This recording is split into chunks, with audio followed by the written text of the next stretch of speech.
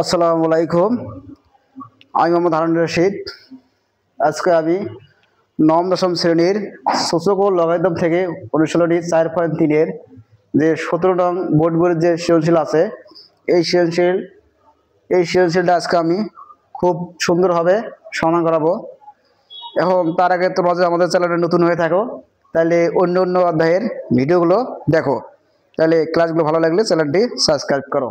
তাহলে চলুন আমরা বেশি আলোচনা না করে মূল আলোচনায় ফিরে যাই। দেখো 17 নম্বর অঙ্কটা বলা আছে, দেখো দেওয়া আছে x ইকুয়াল কত 1000 এবং y ইকুয়াল কত 0.065। এটা হচ্ছে আমাদের উদ্দীপক, ঠিক আছে। এই উদ্দীপকটা দেখে আমাদেরকে ক খ গ সমাধান করতে হবে। দেখো এখানে ক নম্বরটা বলা আছে, দেখো x কে e⁴n ইন্টু b⁴n আকারে প্রকাশ করো যেখানে a ও b মৌলিক সংখ্যা, ঠিক আছে। তাহলে আমরা ক নম্বর অঙ্কটা সমাধান করবো। দেখো এখানে হচ্ছে যেখানে মৌলিক সংখ্যা কথা বলা হয়েছে, তাহলে আমি 1000কে ভেঙে মৌলিক সংখ্যা কি করবো, পরিণত করব। তাহলে আমরা দেখো এদিকে দিলাম একটা বর্ডার।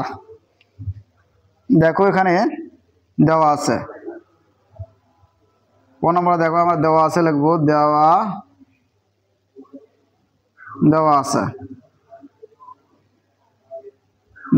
আছে x ইকুয়াল কত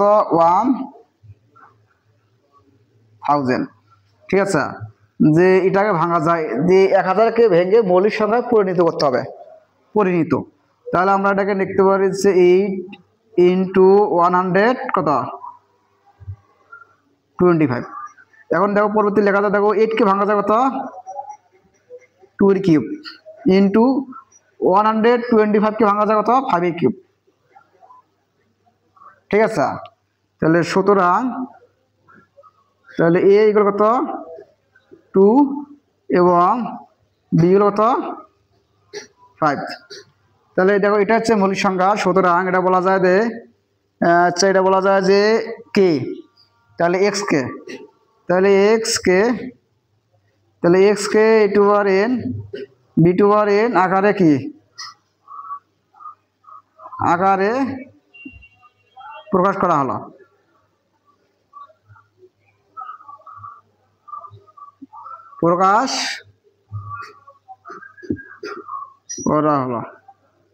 ঠিক আছে। তাহলে আমি এখানে কি লিখলাম, দেখো 1000কে ভেঙে নিলাম। কিভাবে ভাঙবো, দেখো যেটাকে ভাঙলে আমাদের কি মৌলিক সংখ্যা তৈরি হবে। দেখো 8 ইন্টু 125, দেখো 8 আর 125 গুণ করলে আমার কত হচ্ছে 1000, ঠিক আছে।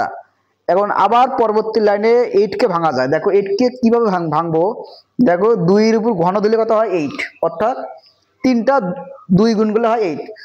2 গুণন 2 গুণন 2, 2 দ্বিগুণ 4 দ্বিগুণ 8, অর্থাৎ 2 এর উপর যদি আমি কিউব দেই তাহলে 8 মিলতেছে 8 ইন্টু এখানে 5 এর কিউব মানে কত 125। কি হবে, তাহলে 3টা 5 গুণন করো, 5 গুণন 5 গুণন 5, 5 আছে 25, 5 পজিশন হয় কত 125।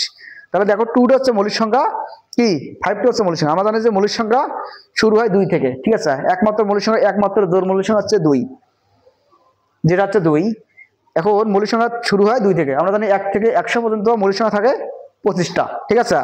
এই 3টা কিউবটা মৌলিক সংখ্যা, 5টা মৌলিক সংখ্যা, 2টা মৌলিক সংখ্যা, অর্থাৎ এটাকে দেখা যায় a ইকুয়াল কত 2, b ইকুয়াল কত 5। তাহলে সুতরাং কি x কে e⁴n b⁴n আকারে প্রকাশ করা হলো। তাহলে এটা হবে ক নম্বরের আনসার, ঠিক আছে। চলুন আমরা এখন আমরা খ নম্বর অঙ্কটা সমাধান করে দেখো। খ নম্বর অঙ্কটা কি বলা আছে,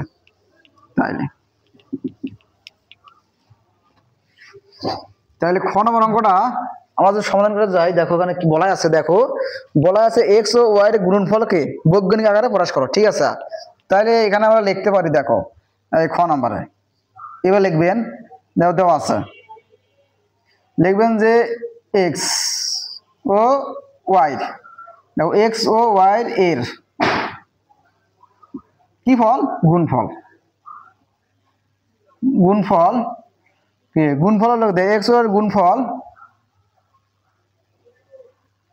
x এর গুণফল কি কল দেখি, x এর গুণফল হচ্ছে কত, x আর y গুণ করলে কি হয় xy, ঠিক আছে। x ও y এর গুণফল কি হয় xy, যেটাকে আমরা এভাবে লিখতে পারি। দেখো x এর মান কত, দেখো মানে x এর মান কত 1000, ঠিক আছে। এখন x এর পরিবর্তে আমরা ওই মানটা বসে দেবো, ঠিক আছে। এখন এই যে 1000 ইন্টু, ঠিক আছে, ওয়ার মান কত, দেখো এখানে দেখো বলা আছে ওয়ার মান কত 0.0065, এই যে 0.065, তাহলে এটাকে যদি আমরা দেখি যে 1000 এবং 0.065 এটাকে যদি আমরা গুণন করি তাহলে আসতে আমরা কত, তাহলে আসতে আসছে কত 62, ঠিক আছে, তাহলে এটাকে আসতে আসছে আমার কত 62। তাহলে এখানে বলা আছে যে এক্স ও ওয়াই এর গুণনফলকে বৈজ্ঞানিক আকারে প্রকাশ করা, ঠিক আছে, যদি আমরা এটাকে বৈজ্ঞানিক আকারে যদি আমরা প্রকাশ করিতে যাই তখন তোমার এখানে একটা দশমিক দিতে হবে, তারপর একটা জিরো দিতে হবে, ঠিক আছে, অর্থাৎ বৈজ্ঞানিক আকারে প্রকাশ করতে হলে একটা দশমিক ব্যবহার করতে হয়, ঠিক আছে, দশমিক না থাকে দশমিক ব্যবহার করার পরে ডান পাশে একটা জিরো দিতে হয়, ঠিক আছে। তাহলে আমরা এটাকে লিখতে পারি, দেখো এইভাবে, দেখো এখন এই দশমিকটা আনবো এই জায়গায়, ঠিক আছে, তাহলে হচ্ছে 6.2 ইন্টু কত, এখন যেহেতু বৈজ্ঞানিক আকারে প্রকাশ করতে বলা হয়েছে তাহলে সূত্রের 10 ব্যবহার করব, ঠিক আছে। এখন এই দশমিকটা আমি এই জায়গায় আনছি, এই জায়গায় আনছি, তাহলে আমি কয় ঘরে গিয়ে আনছি, এক ঘর, তাহলে এটাকে এখন এরপর কত দেওয়া যায় 1, ঠিক আছে, যে এটা হবে আনসার, ঠিক আছে, তো এটা হবে আনসার, ঠিক আছে। এখন দেখো এটা কি করলাম, দেখো এখানে এক্স ও ওয়াই এর গুণনফলকে বৈজ্ঞানিক আকারে প্রকাশ করো, তাহলে এক্স ও ওয়াই এর গুণনফল এক্স ওয়াই, এবং এক্স এর মান কত 1000 মানে 1000 ইন্টু ওয়াই মান কত 0.065, এই দুটো সংখ্যা যদি আমরা ক্যালকুলেটরে গুণন করি তাহলে আসতে আমার 62, ঠিক আছে। তারপরে বলা আছে যে বৈজ্ঞানিক আকারে প্রকাশ করো, তো এই সংখ্যাকে আবার বৈজ্ঞানিক আকারে প্রকাশ করতে হবে, কিন্তু কি হবে, দেখো এই সংখ্যার মধ্যে কোনো দশমিক চিহ্ন নাই, ঠিক আছে, তাহলে তোমাদেরকে একটা দশমিক তৈরি করতে হবে, দশমিক দেওয়ার পরে ডান পাশে একটা জিরো দিতে হবে, ঠিক আছে, জিরো দেওয়ার পরে তারপরে একটা কাজ হচ্ছে কি, তারপরে এই এই এই মানে এই দশমিকটা তোমাদেরকে একটা সাত একটা অঙ্কের আগে আনতে হবে, দশমিকের আগে আমরা জানি দশমিকের আগে একটা যে কোনো একটা সার্থক অঙ্ক থাকে, কি অঙ্ক, সার্থক অঙ্ক, সার্থক অঙ্ক মানে দশমিকের আগে একটা নির্দিষ্ট একটা মান থাকতে হবে, একটা সংখ্যা থাকতে হবে, দেখো এই দশমিকটা আমি এই জায়গায় আনছি, এই দশমিকটা 6 কি আগে আনছে, দেখো দশমিকের পর একটা সংখ্যা আছে, দেখো দশমিকের আগে একটা কি আছে, দশমিকের আগে একটা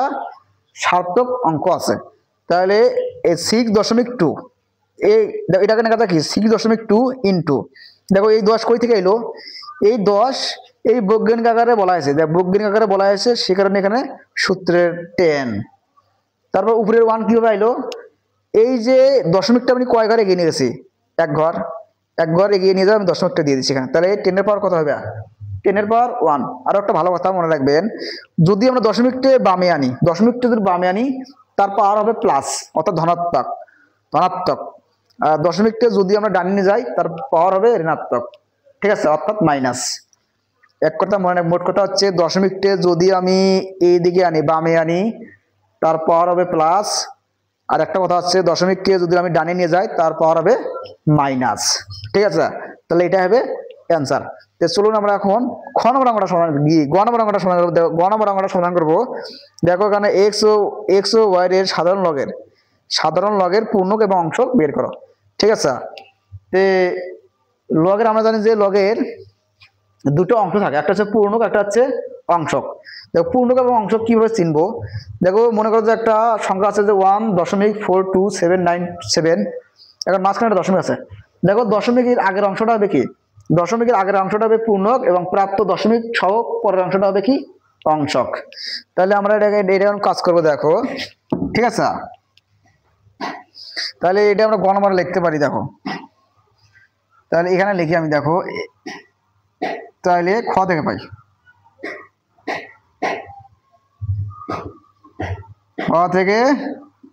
পাই, তাহলে খ থেকে পাই এখানে কত, এইটা পাচ্ছি আমি, খ থেকে এই সংখ্যাটা পাচ্ছি, তাহলে 62, ঠিক আছে। তাহলে এটাকে এভাবে লেখা যায়, দেখো তাহলে এটা হচ্ছে আচ্ছা দেখো হচ্ছে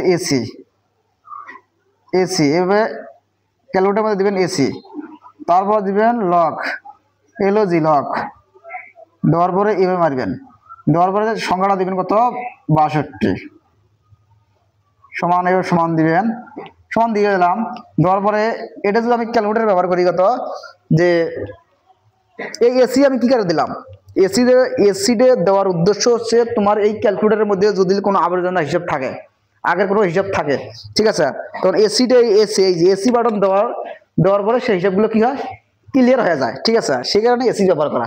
তাহলে আমরা লিখতে পারি, দেখো এই যে অন করলাম, তাহলে এসি মারলাম, দেওয়ার পরে কি লগ, তাহলে লগ দিলাম, দেওয়ার পরে কি আছে 62, এই যেভাবে দিবেন 62 দিয়ে তারপরে কি আছে এখানে সমান আছে না, সমান দিবেন, এই সমান। তারপরে একটা সংখ্যা চলে এসেছে দেখো 1.79239। তারপর কি আছে দেখো এখানে হচ্ছে 1.7 কি 79239, ঠিক আছে। দেখো দশমিক আগের অংশ। এখন এখানে কি বলা আছে দেখো, এখানে হচ্ছে পূর্ণক এবং কি অংশক, ঠিক আছে।